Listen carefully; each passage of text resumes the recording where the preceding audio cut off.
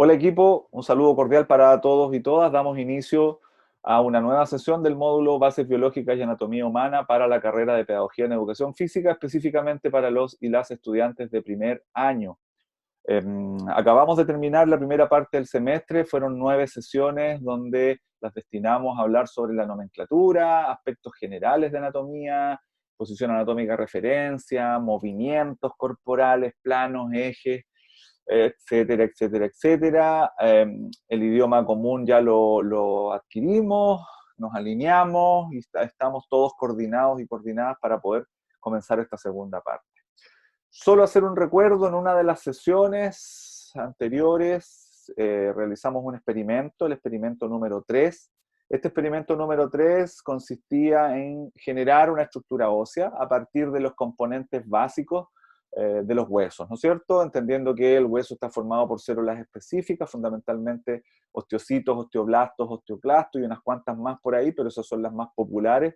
Una sustancia gelatinosa o la matriz ósea, que es una especie de eh, nylon o soporte, ¿no es cierto?, que recibe a todas las otras estructuras, y la importancia del colágeno y otras proteínas que le dan esta elasticidad, firmeza a la estructura ósea y los vasos sanguíneos. 30% de todos los componentes del hueso corresponde a estas sustancias orgánicas, porque el 70% restante, y aquí está explicada la rigidez que tiene el hueso, está determinada por este material inorgánico, fundamentalmente el calcio, el fósforo, que son estructuras que están presentes en el hueso. Y a esto tenemos que agregarle, obviamente, agua, porque aunque ustedes no lo crean, el hueso también tiene agua, obviamente no la misma cantidad que un cartílago, que un músculo, que un tendón o un ligamento, pero sí tiene agua, y esto también le ayuda en su configuración.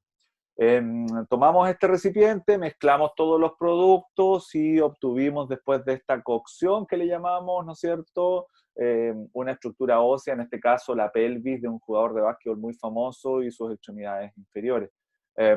Lo que vamos a hacer a partir de ahora en esta unidad es poder hacer un análisis exhaustivo de las características y la clasificación de las estructuras óseas. Lo primero que les quiero plantear es que eh, el hueso propiamente tal está descrito en la literatura y en distintos tipos de libros, páginas web, insisto, en distintas posibilidades de poder estudiarlo. Hay distintas clasificaciones también, eh, donde pueden haber 4 tipos de huesos, 5 tipos de huesos, 6 tipos de huesos, donde nos vamos a encontrar con sorpresa, porque en algunas van a decir, oye, este hueso está dentro de esta clasificación, pero resulta que en otro libro, en otra visión, con otro autor, ese mismo hueso está considerado dentro de otro tipo de hueso. Entonces, para que no se confundan, para que no se compliquen, lo que vamos a hacer en esta asignatura, para esta carrera, para estos estudiantes, es llegar a un consenso y vamos a hablar de 6 tipos de huesos, ¿sí? Entendiendo, por ejemplo, que existen los huesos largos, los huesos planos, los huesos cortos, los huesos sesamoideos, los huesos neumáticos y los huesos supernumerarios. ¿Por qué digo esto? Porque, por ejemplo, hay algunas clasificaciones que consideran solamente 5 tipos de huesos y sacan los sesamoideos y los colocan dentro de los huesos cortos.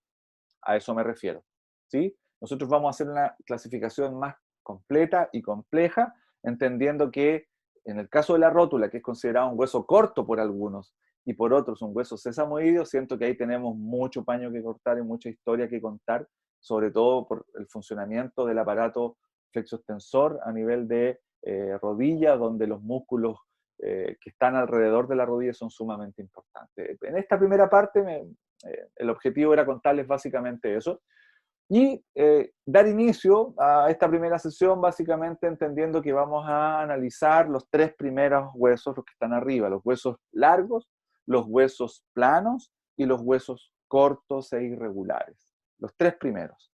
Dejando para una segunda sesión los huesos sesamoideos, aparece la rótula, los huesos neumáticos y aparece un corte sagital a nivel de cráneo, y los huesos supernumerarios. Por lo tanto, al final de esta sesión yo les voy a compartir un link con un capítulo del laboratorio del profe Ulloa, donde se describen las características más importantes de los huesos sesamoideos, que cuesta un poco entenderlo, su funcionamiento desde el punto de vista mecánico, desde el punto de vista biomecánico. Y este va a ser un buen approach, un buen apronte para poder entenderlo de la manera más apropiada. Bien, equipo, comenzando con esta sesión, vamos a comenzar definiendo lo que son los huesos largos, que son los más emblemáticos, los más característicos, los más conocidos también por todas las personas. Ahí vemos una persona, y aquí vamos a empezar a atar cabos con conceptos de la primera parte del semestre. Vemos un sujeto supuestamente en una posición cuadrúpeda, 4 apoyos, pero en este caso hay 3 apoyos porque tiene una extremidad completa en el aire, ¿no es cierto? Tiene 2 apoyos anteriores con las manos y un apoyo, en este caso, con la rodilla izquierda. Está en el plano sagital y en esa imagen yo veo y queda en evidencia, por ejemplo, que el cuello está con una leve extensión, el hombro izquierdo y el derecho, que no se ve, pero que están muy similares y alineados y simétricos, está en una flexión de hombro, el codo o los codos están levemente flexionados y las muñecas podríamos decir que están con una tendencia, como están recibiendo el apoyo, a una flexión dorsal. El tronco está extendido, ¿no es cierto? Y ahí empezamos a analizar los movimientos a nivel de cadera. La cadera, en este caso la cadera izquierda, está flectada, al igual que la rodilla, ¿no es cierto? Y el tobillo izquierdo está en una plantiflexión evidente. Nos vamos a posicionar y centrar en lo que es la extremidad inferior, si me siguen. En el caso de la extremidad inferior derecha, vemos que la cadera derecha está extendida, la rodilla también está extendida y el tobillo está en plantiflexión. Eso es un poco haciendo un resumen de... Y según la flecha, bueno, la línea punteada que de alguna manera marca el ángulo de movimiento, porque la tendencia es que cuando va hacia arriba aumenta la extensión de cadera y cuando voy hacia abajo lo que ocurre es una flexión de cadera.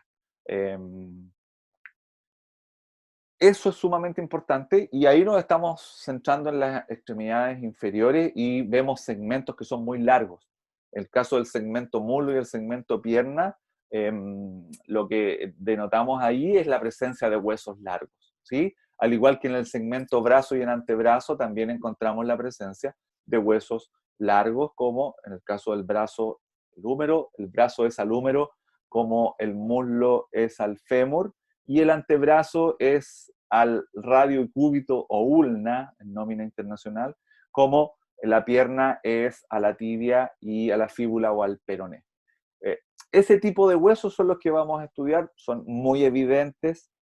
Ojo, el primer concepto importante a propósito del hueso fémur es que un hueso largo no necesariamente es un hueso grande. Y aquí les cuento la primera gran sorpresa para muchas de las personas que hoy día están en esta sesión. Por ejemplo, yo aquí le estoy mostrando mi dedo meñique, mi quinto dedo, y si ustedes lo analizan, tiene 3 porciones. Una porción que se llama falange proximal y está delimitada por unas huellas ahí, por unas arruguitas que hay entre medio. Si ustedes analizan su propio dedo meñique, la proximal es la que está más cercana a la palma de la mano, después viene una falange media y una falange distal. Bueno, aunque no lo crean, la falange distal del dedo meñique también es un hueso largo. También es un hueso largo. Es pequeño, pero es largo. El fémur es grande y es largo. Con esto lo que les quiero decir, que un hueso largo se caracteriza porque predomina, en un hueso tipo largo, predomina el largo por sobre cualquier otra dimensión. O sea, me refiero, predomina el largo sobre el alto y el ancho. En términos muy simples, eso es un hueso largo. Por lo tanto, en la falange distal del dedo meñique, ¿no es cierto?, estamos en presencia de un hueso largo. ¿Por qué? Porque predomina el largo por sobre el alto y el ancho. En el caso del fémur, que es el más emblemático de los huesos de estas características, y aquí yo les voy a compartir el clásico parte del esqueleto que tengo acá, que me va quedando, es un hueso largo que es parte del segmento muslo. Está compuesto por 3 zonas, la zona más cercana a la pelvis, como ven ustedes ahí, que le llamamos tercio proximal, la zona media, ¿no es cierto?, y la zona inferior o distal, que es la zona que está compatible con la rodilla o cercana a la rodilla, que le llamamos tercio distal. También recuerde, le podemos llamar tercio superior, tercio medio y tercio inferior, entendiendo que la persona está en posición anatómica de referencia.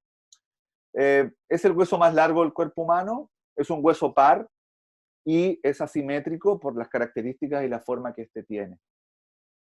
El cuerpo del fémur, la parte central, podríamos decirlo, el cuerpo, es una estructura de forma triangular, es como un triángulo, que uno podría decir, oye, mira, aquí está la base, no es esférica completamente, no es una circunferencia, sino que es más bien una pirámide con tres caras, ¿sí?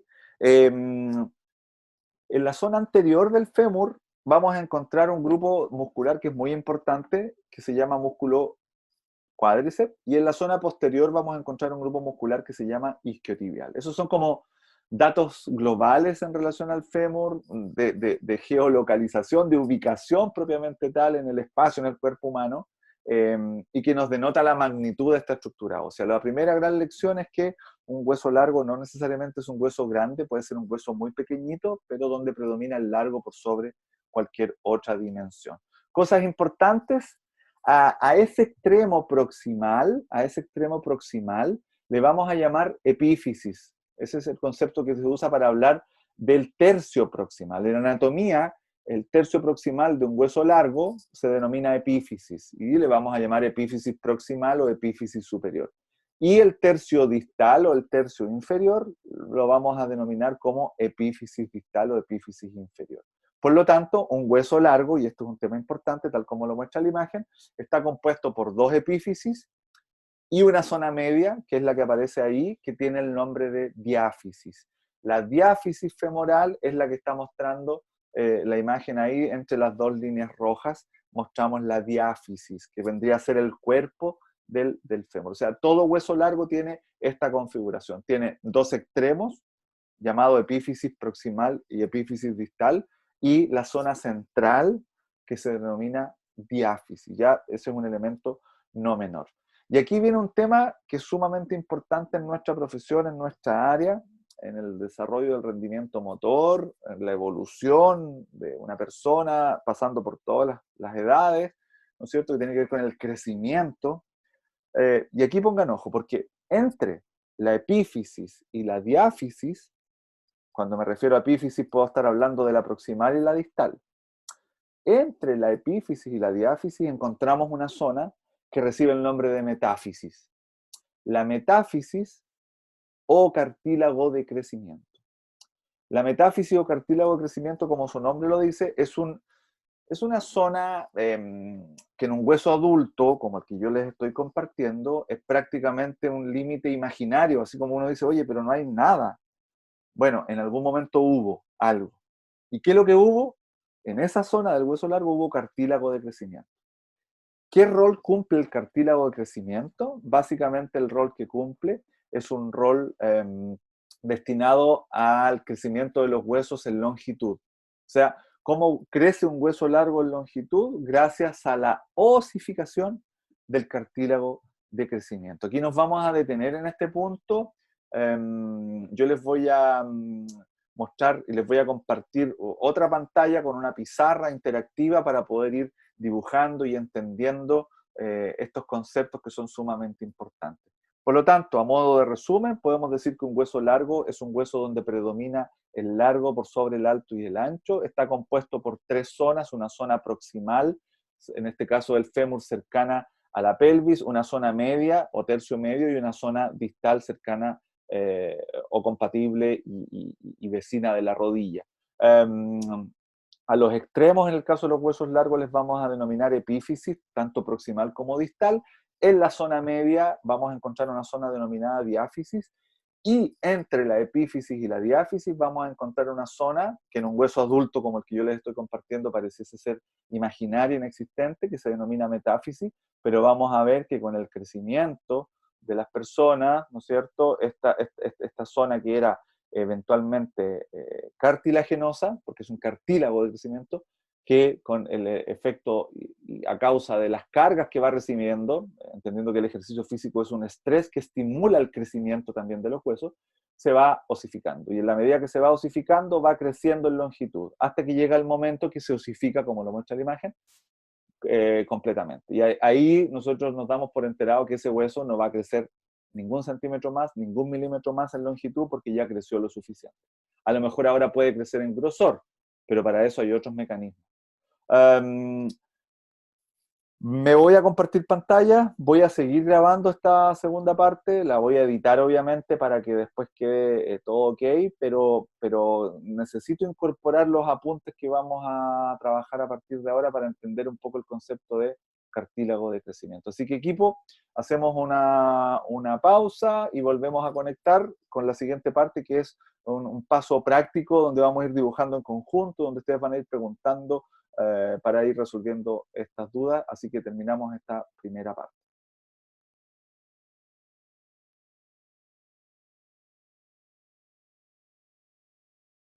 Todo claro. Todo claro, perfecto. Profe, Sí, por favor, pregúntenme nomás. yo no entendí bien por qué la parte de arriba del hueso del meñique era un hueso largo. Ah, perfecto, súper, lo vemos inmediatamente. Mira, vamos a pinchar un meñique. Eh, para que sea hueso largo, y qué bueno que hacen la pregunta, porque muchos piensan que hueso largo es sinónimo de hueso grande. Y lo que yo les trataba de explicar era que perfectamente un hueso chico o pequeño puede ser un hueso largo. ¿Por qué? Primero, vamos a una cuestión muy simple.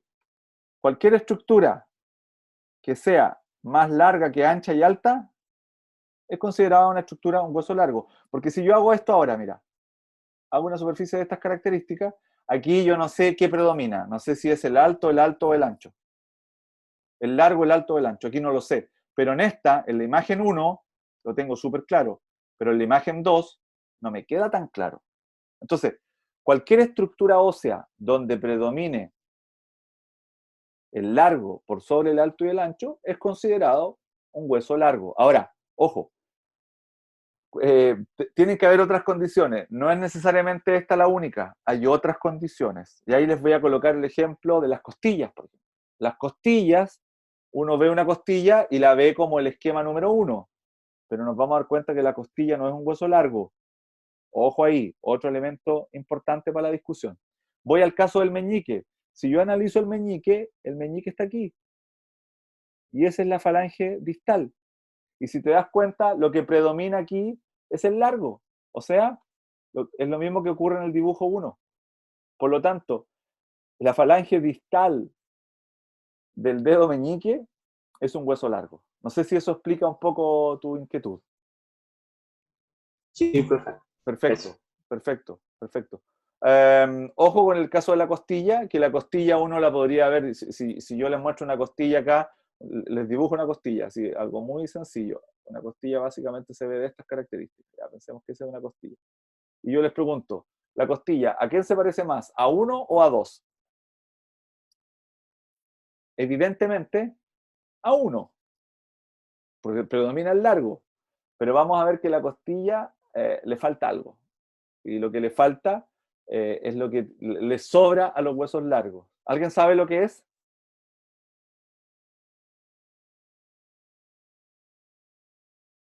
¿Alguien sabe lo que es?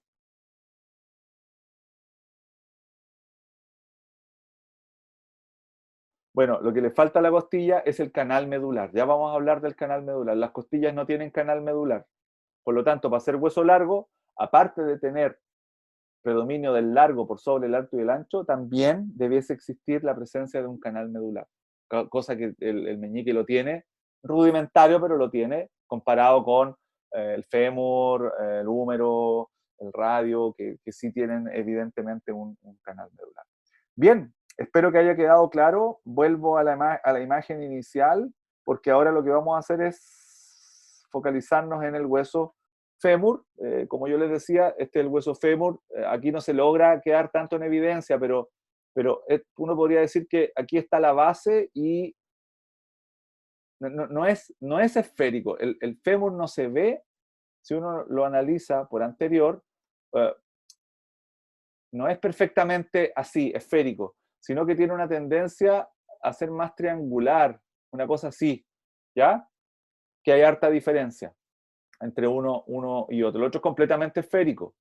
Ojo, si yo hago un corte, voy a cambiar de color, quiero que me sigan, si hago un corte transversal a este nivel, lo que me voy a encontrar, voy a borrar mejor, vuelvo, si hago un corte a este nivel, con lo que me voy a encontrar va a ser esto, va a ser una estructura, bueno, la voy a hacer esférica, pero saben que es media piramidal, triangular, y me voy a encontrar con esto, me voy a encontrar con esto, me voy a encontrar con un agujero en el interior.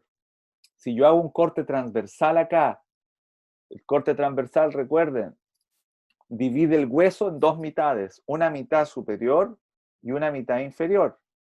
Y si yo después les presento esta, se las muestro de esta manera, se las muestro de frente, sabiendo que es un corte transversal, me voy a encontrar con esto. En el interior de esto vamos a encontrar un material gelatinoso que se denomina médula ósea, que es una estructura, es como una gelatina que está en el interior de los huesos. ¿Sí? Entonces, si ahora yo vuelvo a repetir el dibujo, voy a cambiar de color, lo voy a cambiar a color azul, porque en el interior aquí pasa un canal. Entonces voy a mejorar mi dibujo, voy a acá y aquí voy a hacer un canal medular. ¿Me entienden? ¿Me siguen la idea? Ese es un canal, es un conducto. Voy a cambiar el color y dentro de ese conducto vamos a encontrar acá esta sustancia gelatinosa. Ese es el corte que les estoy mostrando. Entonces, vuelvo con el rojo y por fuera vamos a encontrar este tipo de hueso así. Estoy haciendo el mismo dibujo para que después ustedes encuentren la relación con el dibujo que les estoy compartiendo acá. Ese dibujo, entendiendo que es un corte transversal.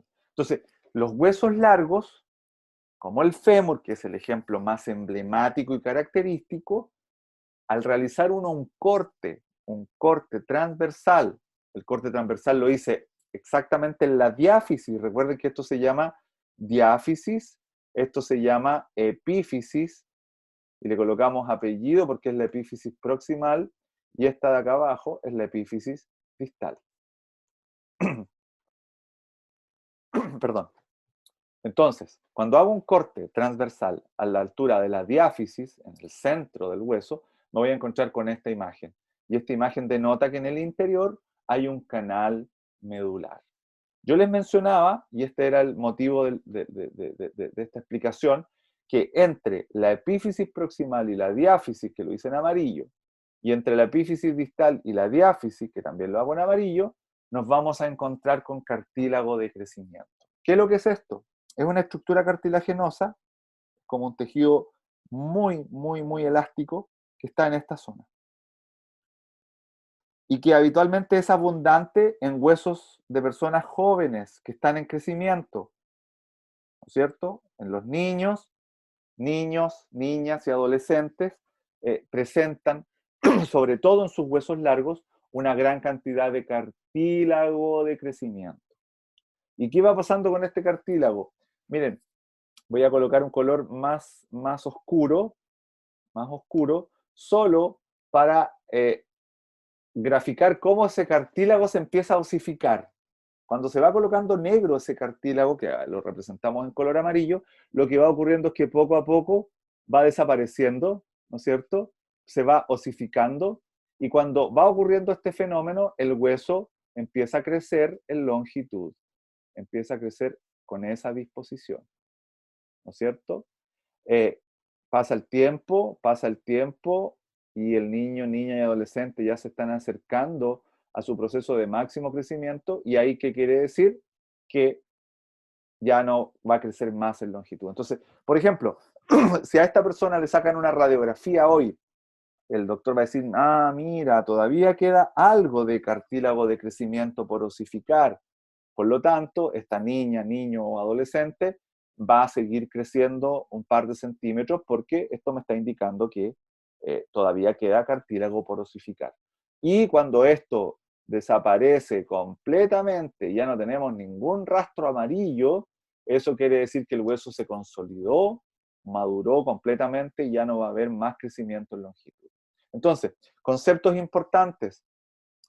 Epífisis, epífisis, recuerden, epífisis proximal, epífisis, esta es la proximal completamente, esta es la distal, la diáfisis que está en el medio, hacemos el corte, encontramos un canal medular en el interior que es fundamental para que sea un hueso tipo largo. Entre la epífisis y la diáfisis encontramos en amarillo el cartílago de crecimiento. Su presencia nos denota la posibilidad de crecimiento en longitud, no en grosor, porque el grosor está determinado por otra estructura que ya la vamos a analizar. Bien, equipo.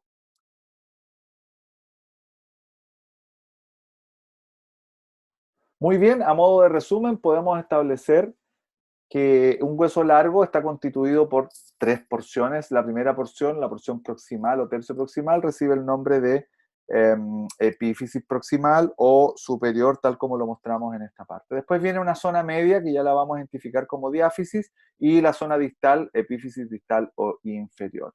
Ahí está la zona central o diáfisis. Aquí recuerden que al hacer un corte a este nivel, un corte transversal, vamos a encontrar la presencia del canal medular, el canal medular rico en médula ósea roja, ¿no es cierto? Y también vamos a encontrar en los extremos médula ósea amarilla, que son elementos fundamentales en la producción de los elementos figurados de la sangre, como los glóbulos rojos. Entre la epífisis y la diáfisis, este límite que está aquí, que es una zona que no es nada imaginaria, sino que es real, sobre todo en niños, niñas y adolescentes, la denominamos metáfisis o fisis o simplemente cartílago de crecimiento, que es uno de los tipos de cartílago que existe en el cuerpo humano. Este es el cartílago de crecimiento, cuya osificación va determinando el largo del hueso. Si el hueso es largo, el hueso es corto, el hueso es plano, siempre vamos a encontrar dos estructuras o dos tipos de hueso, dos modalidades, dos configuraciones de hueso. No se asusten, es el mismo hueso, pero que en una parte tiene un hueso que es más compacto, que recibe el nombre de hueso cortical o compacto, que está expresado en el primer hueso, ¿no es cierto? En este que está aquí, que es un hueso largo, lo que está en verde representa el hueso compacto o cortical, que vendría a ser como el envoltorio. Y lo que está como una esponja recibe el nombre de tejido esponjoso. O sea, el mismo hueso encontramos tejido cortical y tejido esponjoso. Si el hueso es corto o irregular, como el que estoy mostrando ahí, exactamente lo mismo. En verde, hueso cortical o compacto, en el exterior, en la periferia, y en el interior encontramos la esponja, nuevamente, tejido esponjoso.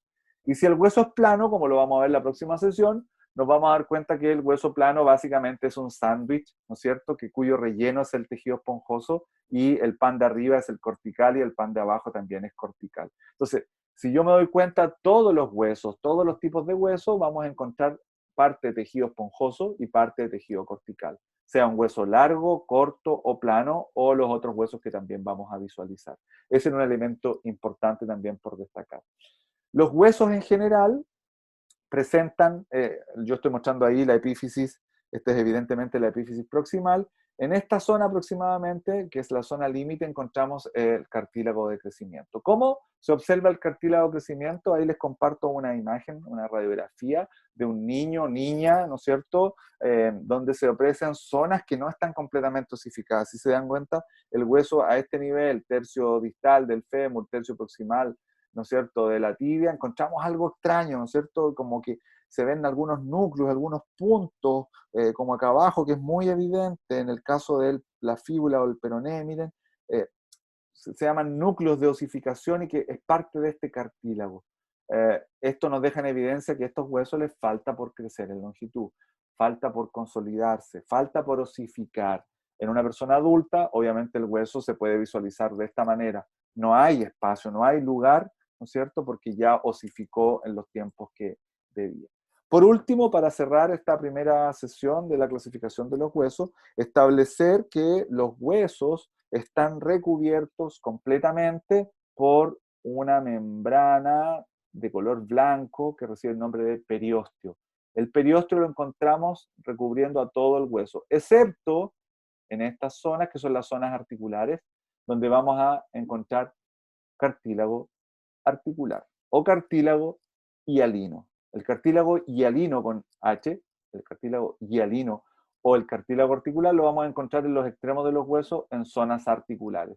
En todo lo demás vamos a encontrar periósteo, por lo tanto el periósteo tiene un rol súper importante que lo vamos a ver y lo vamos a analizar en la próxima sesión, cuando hablemos de los huesos planos, hablemos de los huesos cortos, y hagamos un análisis acabado de estas estructuras. Estimado equipo, con esto llegamos a la parte final de la sesión, que va a quedar registrada en mi canal de YouTube y que será compartida a través de las plataformas institucionales y a través de los correos electrónicos y todos los canales de comunicación que tenemos activados para que el proceso de enseñanza-aprendizaje sea el más apropiado. Me despido, muchas gracias y nos vemos en una próxima sesión.